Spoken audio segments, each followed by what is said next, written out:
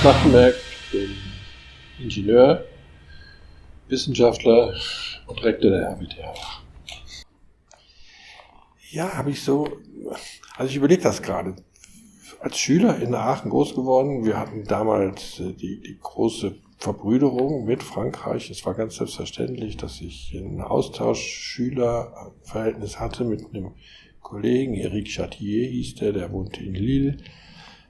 Ich fuhr dann zu ihm in den Ferien oder er kam zu uns.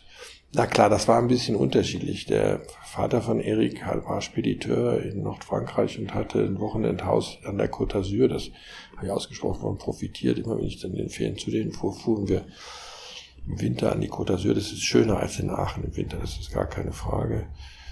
Und ich glaube, er war auch manchmal ein bisschen überrascht, wenn er nach hier kam. Wir hatten hier so bestimmte Rituale in der Jugendgruppe, in der wir organisiert waren, pflegten wir lieber mit dem Zelt in den Schnee zu fahren und da ein Feuer anzumachen und zur Klampfe zu singen. Da hat er wahrscheinlich gesagt, was sind denn das für schräge deutsche Vögel?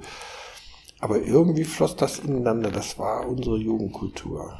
Und ich habe viele Ferien in Frankreich verbracht.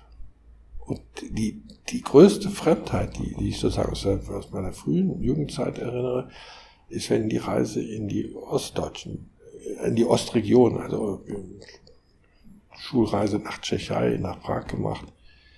Ganz merkwürdiges Gefühl, wie es da aussah. Aber das hatte was mit dem politischen System und dem Druck zu tun, der da war. Oder auch immer, später in meinem Beruf bin ich viel in Berlin gewesen, immer eingeflogen, weil wir in Berlin eine Behörde hatten. Und ich hatte immer so das Gefühl, man fliegt mit so einem Flieger über so ein fremdes Land.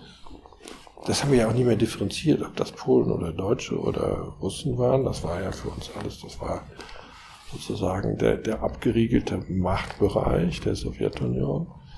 Und da war noch so eine Enklave und da musste man irgendwie gucken, dass man mit dem Flugzeug da mittendrin landete. Und wir sind ja auch, Stichwort Pershing 2, also die atomare Aufrüstung. Und wir fanden das eigentlich ziemlich Wahnsinn, weil wir dachten, es sind schon genug Raketen da. Und wenn da einer mal aus Versehen auf den Knopf drückt, fliegt uns das alles um die Ohren.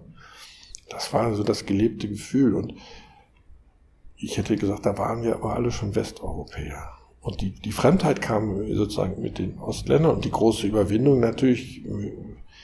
Das war ja nicht absehbar, was da passieren würde, als 1988, 89 die Grenze aufging, die Trabi-Kolonnen hier rüberfuhren, die Menschen, die über die Mauer strömten. Das war also für mich der große Änderungspunkt in Europa, wo ich auch heute denke, es ist unglaublich gut gegangen auf der einen Seite. Wir können alle dankbar sein, dass das ohne Blutvergießen abgelaufen ist. Aber für die Entwicklung Europas, für die Integration Europas haben wir diese Historie offensichtlich noch gar nicht überwunden. Die Spannung zwischen, ich sag mal, Großbritannien auf der einen Seite und Rumänien auf der anderen Seite.